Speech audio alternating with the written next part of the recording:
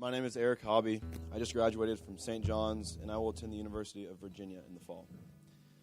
I grew up, like most of my friends did, in a Christian home with incredible, loving parents. Every Sunday until I could drive, my parents would put me in the car and drive me to church. As a kid, I was a Christian, but for a third grader, Christianity was as easy as memorizing songs at Sunday school and answering Jesus when called upon by the teacher. Before I continue, if my testimony sounds familiar, that's because last year, Chris Gow gave his testimony, which revolves around the same event. In the footsteps of both of my older siblings, I attended Kanakuk camps every summer as I grew up. These athletic Christian camps occupied 2 weeks of each summer from 1st until 11th grade. As a child with a developing mind and curiosity towards the Bible, these camps were just what I needed. The message of the gospel from not only someone other than my parents, but from enthusiastic Christian college kids who served as positive influences. Kanakuk is where my faith grew from only a Sunday ritual to a serious lifestyle. To this day, I maintain my strong, favorable opinion of Kanakuk and the lessons it teaches. Though all of the counselors and administration at the camp served as positive Christian influences on my life, one counselor, Pete, made Christianity particularly exciting.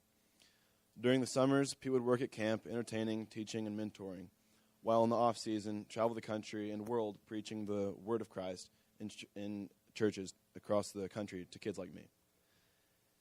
At camp, Pete became my mentor.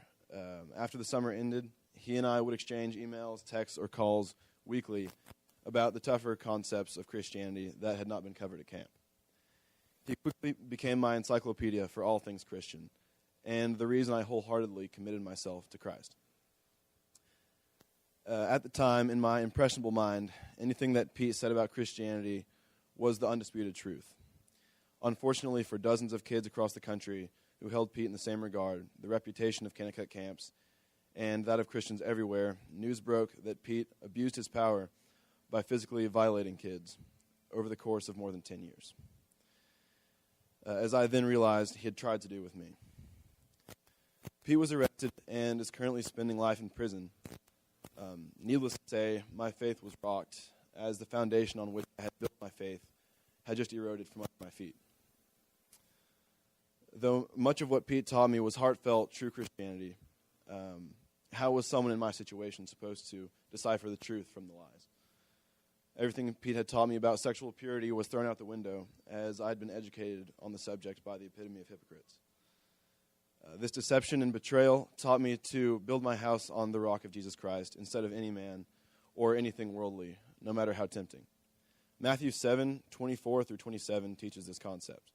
I was foolish to invest so much of my faith into Pete, but never again will my faith be so shaken. When the rain comes down, the streams rise and the winds blow, as the foundation of my faith is now Christ himself. My spiritual restoration can be largely attributed to the community here at First Pres.